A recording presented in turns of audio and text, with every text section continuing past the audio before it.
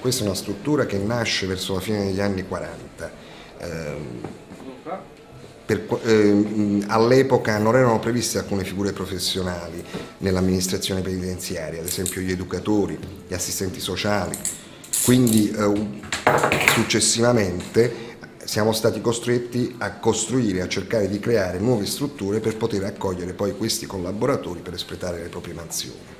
L'istituto dovrebbe contenere circa 134 unità, 127 unità di detenuti ristretti più 7 semiliberi.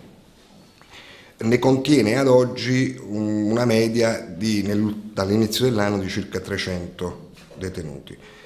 Si renderà conto che questo procura grossissime difficoltà, perché non è soltanto il numero di persone che sono presenti all'interno della struttura penitenziaria, è tutto il lavoro che poi scaturisce da queste presenze. D'altra parte l'organico del personale di polizia penitenziaria, fissato per 134 unità, è in sottorganico relativamente alle 134 unità di detenuti, figuriamoci per 300.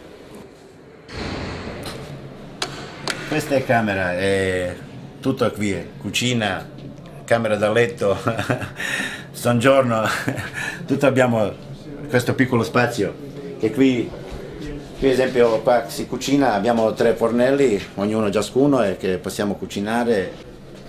Poi questo è il mio letto, questo è di ragazzo e sopra di ragazzo cinese. Qui c'è una specie di soggiorno dove c'è il tavolino dove mangiamo, dove usiamo per mangiare, poi c'è TV, il piccolo bagno lì che usiamo a turno, più o meno. Questo è tutto con questi, non lo so, 7-8 metri quadrati quando ci sono, siamo in 3, però dobbiamo combattere e speriamo che finisce presto questo.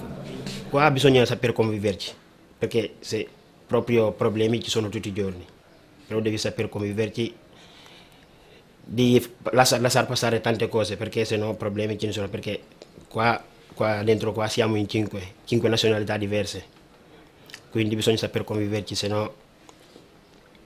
Il bello del vivere in cella assieme è che ricorda un po' le api, no?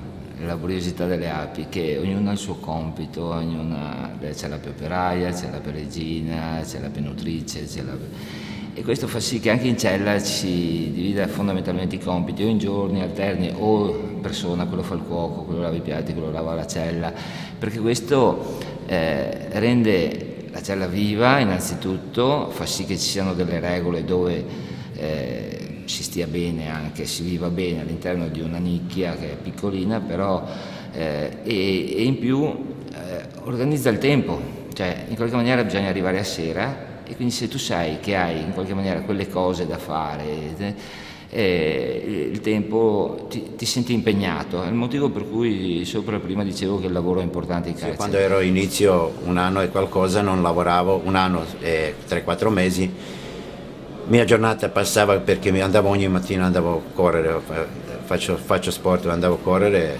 palestra e niente, come vede lei, le celle sono piccole e non c'è tanto spazio di fare ginnastica dentro la cella. Niente, ora da quando lavoro giornate mi volano, settimane mi volano, anche mesi, perché ho anni da fare, mi volano. Di mattina mi sveglio alle 7:30, prendo caffè, poi alle 8:30 vado a lavoro, torno a mezzogiorno a pranzo, mangio qualcosa e poi vado all'area di lavoranti che giochiamo calcetto a 12:30 fino all'1:15 e dopodiché andiamo a 13:30 andiamo a lavorare fino alle 17, poi 1 oretta in cella, poi alle 6 fino alle 7 di sera palestra, dopo la doccia e già giornata è volata, così giorno per giorno, sabato e domenica riposo, mi volano giornate.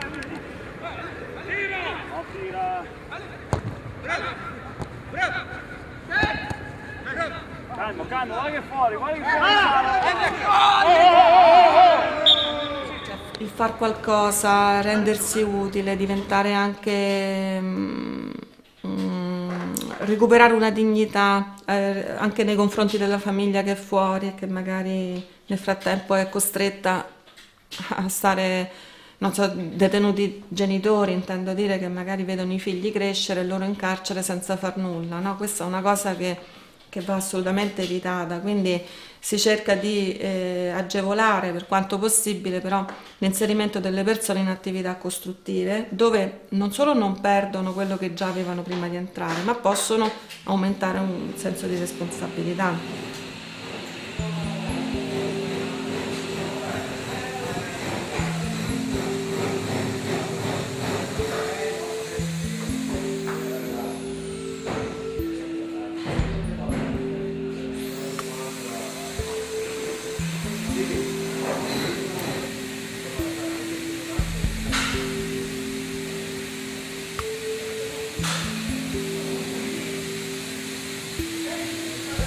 Io lavoro per conto della cooperativa alternativa che da oltre 20 anni ha rapporti con la casa circondariale di Treviso. Inizialmente si trattava di seguire soprattutto il reinserimento delle persone ex detenuti che dopo aver scontato la propria pena avevano difficoltà a reinserirsi nel territorio. La cooperativa alternativa nasce appunto su questo e da qui poi sono stati pensati altri servizi. Tra questi ci sono appunto i laboratori del carcere. Attualmente i laboratori occupazionali sono 4. C'è un laboratorio di falegnameria che si è specializzato soprattutto su prodotti legati all'apicoltura, e poi c'è un laboratorio di riparazione hardware che è stato pensato insieme alla ditta Atom e ad Informatici Senza Frontiere. Abbiamo un laboratorio di incisione artistica del vetro e del cristallo e abbiamo un laboratorio di assemblaggi.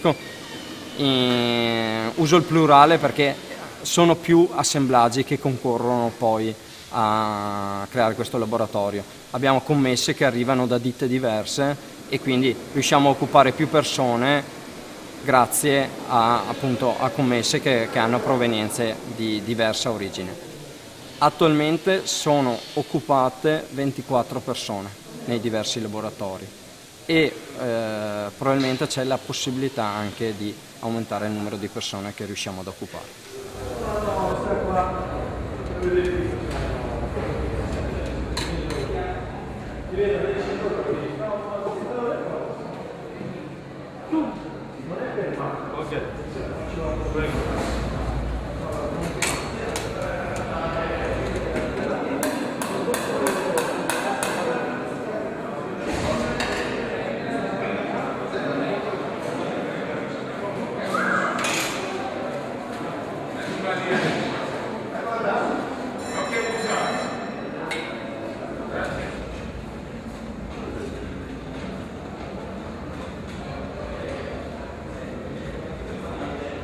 Nei grandi principi il carcere dovrebbe avere questa funzione rieducativa.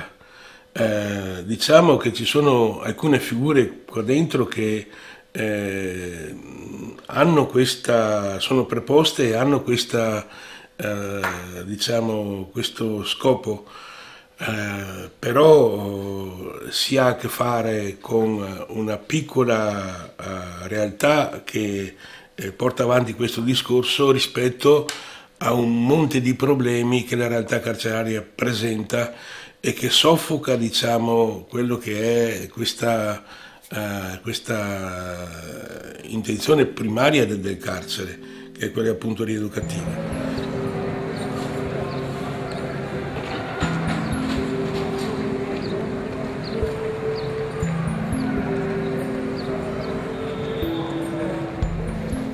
Il mio lavoro è più dedicato alla sicurezza, più che al reinserimento del detenuto. Certo che molte volte tante parole, tante cose possono comunque anche influenzare comunque il detenuto, quindi magari cercare di fargli capire certe cose che non capiva. Io credo che con la poca esperienza che ho avuto che sul trattamento si fa quello che si può, perché oltre a noi anche l'area educativa è messa male anche come personale, perché anche nel caso di Treviso si può dire che un'educatrice gestisce quasi 100 detenuti.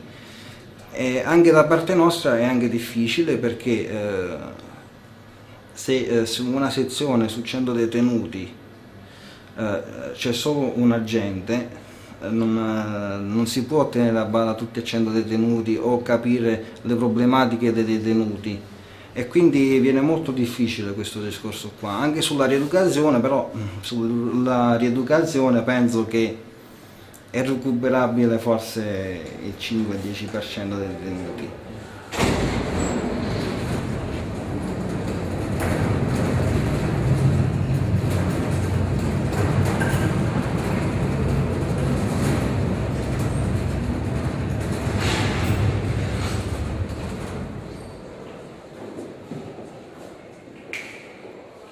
Il carcere non ha nulla di rieducativo attualmente, se non al limite per chi aveva già qualcosa da perdere, la paura di tornarci, però questo c'era già fondamentalmente da prima, non serviva sollecitarlo. Il rischio che si inneschi un processo di distruzione di ciò che aveva creato è troppo alto per pensare che possa avere qualcosa di positivo, la carcerazione. Le persone le incontri, le conosci, se arrivano qua ci sono già dei percorsi di vita dietro che sono andati in un certo modo. Noi non stiamo qua per giudicare, siamo qua per capire quanto la persona è consapevole anche di quello che lui sta creando nel suo destino, e di riflesso anche rispetto agli altri che lo subiscono poi il suo destino, e aiutarli anche a fare un lavoro di cambiamento, di motivazione al cambiamento. Io sono arrivato in Italia nel 98 e dal 99 ho iniziato a lavorare come tornitore. Poi da là ho cominciato a fare scuola guida, ho fatto la patente del camion e ho iniziato a fare l'autista fino al 2007. Poi nel 2007 ho conosciuto degli amici che facevano parte di droga e ho fatto tipo come corriera da Brescia venire qua a Treviso. E da lì, quando sono arrivato qua a Treviso, mi hanno arrestato qua con uno italiano. Sono venuto a casa sua, io ho portato la droga e da lì ci hanno fermato tutti e due, sia io che l'altro italiano. Ho cominciato a fare i primi furtarelli e poi tutti i modi per fare i soldi erano buoni. Sto scontando adesso un reato relativo a droga e armi. È arrivato al definitivo dopo 10 anni quasi, e ho 2 anni e 9 mesi da scontare, e sono in attesa adesso di vedere se riuscirò a trovare una strada per tornare alla mia famiglia. Io ho una vita divisa in 2 parti, una prima da giovane dove ho fatto il balordo, dove mi piaceva divertirmi, i soldi, le donne, le moto, le macchine, e una seconda poi soprattutto quando mi è nato il bambino, dove negli ultimi 10 anni ho sempre lavorato e ho la gioia di essere papà, insomma mi sento realizzato sotto altri profili. Vissuto la vita, ho avuto prima carcerazione nel 2003 per una cosa, non lo so se è per traffico di armi internazionali, ho fatto la galera 3 anni e mezzo. Questa è la mia seconda esperienza, è sempre brutta, non è bella, perché quest'ora ho capito che non è una vita che mi piace, che devo vivere, perché di più soffrono familiari. Non soffro io, soffrono i familiari su questa mia carcerazione, perché ho giù in Sicilia un altro matrimonio, un figlio 14 anni, che il ragazzo più soffre perché è giovane, non mi vede da prima carcerazione, ora già 7-8 anni che tutto insieme non mi vede, cresce senza di me. Il nostro unico contatto è tramite lettere, però non è quello che ho voluto io. Ho voluto io di vivere così perché soldi facili sono belli, però durano poco, perché nessuno può pagare questo che sto facendo io. No?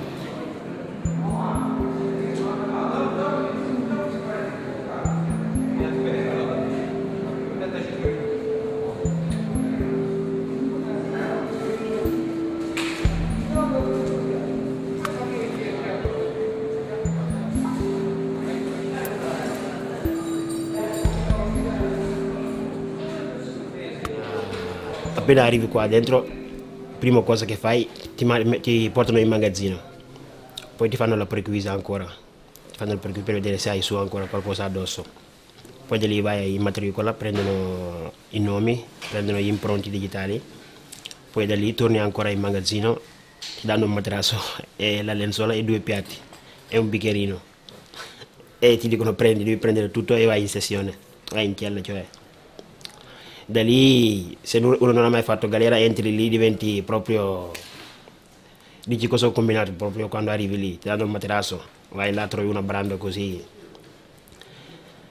Cioè, le facce che già conosciamo, che vengono, entrano e escono, li conosciamo già, quindi sappiamo che sono arrivati sempre per quel motivo là, magari sei uno spacciatore abituale e viene spesso e già sappiamo. Però per quelli là che vengono per la prima volta cerchiamo sempre di dialogare un pochettino di più, che magari cerchiamo di rassicurarli un po', perché oggi, essendo la prima carcerazione, non è detto che uno è un delinquente abituale, chiunque si potrebbe trovare all'interno del carcere, quindi anche per l'opinione pubblica è un po' difficile questo discorso, perché uno dice quello è un delinquente, però chiunque si potrebbe trovare qui dentro, anche non volendo, però uno si trova in mezzo ai guai senza saperlo a volte.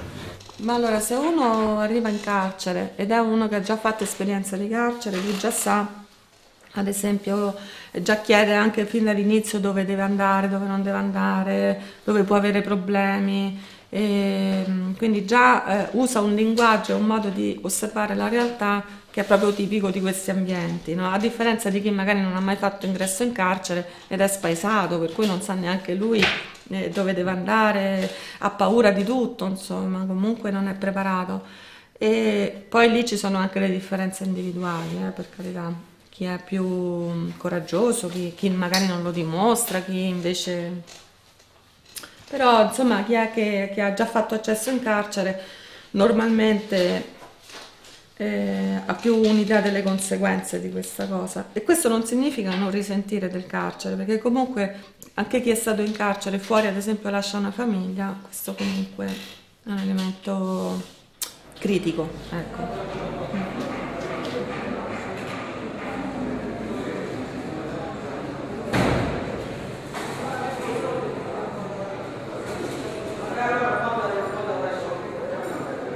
Il bambino non ha mai saputo, cioè non sapeva che doveva arrivarmi questa condanna, anche perché in qualche maniera speravo di poter rimanere, in qualche forma alternativa, rimanere fuori. Però il primo periodo gli ho detto che lavoravo in una caserma, sperando che magari la situazione si risolvesse al più presto, però dopo un paio di mesi, anche con l'aiuto degli operatori qua all'interno del carcere, come assistenti sociali, psicologi, con cui ho parlato, ho deciso di dirglielo in una forma magari un po' fiabesca, dicendo che il papà, quando era più giovane, ha fatto il monello, che gli hanno ritirato tutti i punti come si fa con la patente, e che adesso sta cercando di riavere i punti con un buon comportamento in questo che è un carcere, e quando riavrò tutti i punti il giudice mi rimanderà a casa. Allora mi ha chiesto: ma quanti monelli siete? No, mi ha detto: ma quanti siete qua, papà? Io ho detto: 300. Quanti monelli? A distanza di qualche mese, da quando gli abbiamo detto la verità, ha metabolizzato la cosa, secondo me abbastanza bene, e la sta prendendo con molta più calma. Prima, ogni volta, dopo il colloquio, lui aveva delle crisi di pianto, piangeva, voleva suo padre, così, quindi era difficile anche trovare il modo di calmare questo bambino. Adesso invece si va al colloquio, lui si fa la chiacchierata col papà, gli racconta cosa ha fatto a scuola, cosa non ha fatto, dopodiché a fine colloquio ci si saluta, si viene a casa e lui è molto più tranquillo. Il bambino viene a trovarmi regolarmente, sia con la mamma che con mia moglie, c'è un buon rapporto, diciamo, e questo anche mi aiuta. E questo fa sì che si riesca anche ad avere un'unità di intenti nei suoi confronti. Certo, il bambino sta soffrendo questa situazione di disagio, sta soffrendo terribilmente e quindi manifesta nervosismo, cambi di umore a scuola, difficoltà nell'attenzione, nella concentrazione, e e mi sento anche in colpa per questo, perché avrei voluto evitarglielo sicuramente.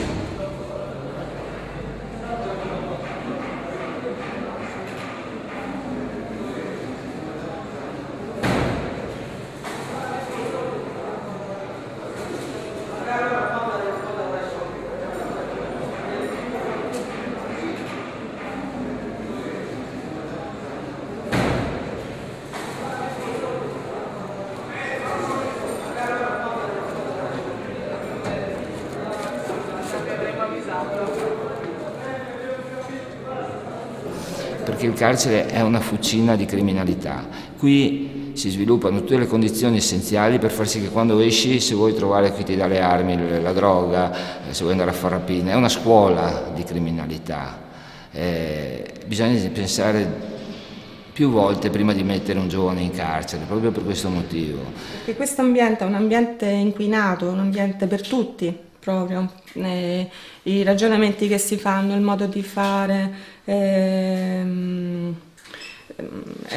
viziato, e quindi è importante anche in un'area viziata invece sapersi difendere, no? E sapersi difendere è anche sapersi creare le proprie condizioni per poter costruire qualcosa di positivo. Perché alla fine la società paga tutta questa scuola criminale che sta creando, riempiendo le carceri senza indulto, senza questo, cioè giustizialismo. I detenuti hanno sbagliato, è giusto che stiano in carcere, non devono avere più possibilità, sì, al massimo una volta, però poi basta, oppure gli stranieri se sbagliano devono andare a casa. La nostra realtà è molto più articolata e complessa, non ci dimentichiamo poi che il carcere fa parte della società e riflette solamente in maniera proprio focalizzata quello che già esiste fuori. Si crea rabbia, odio, rancore, e quindi un domani che vanno fuori e vanno a rubare dal vecchietto alla vecchietta, dicono tanto quel bastardo è quello che mi voleva in carcere.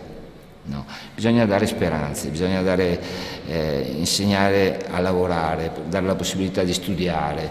Solo la cultura ci aiuterà a superare la voglia di andare a rubare, ci aiuterà a superare l'integrazione razziale. Solo conoscendo un'altra cultura si riesce ad accettarla, altrimenti si crea un muro contro un muro che porta soltanto sangue e guerre.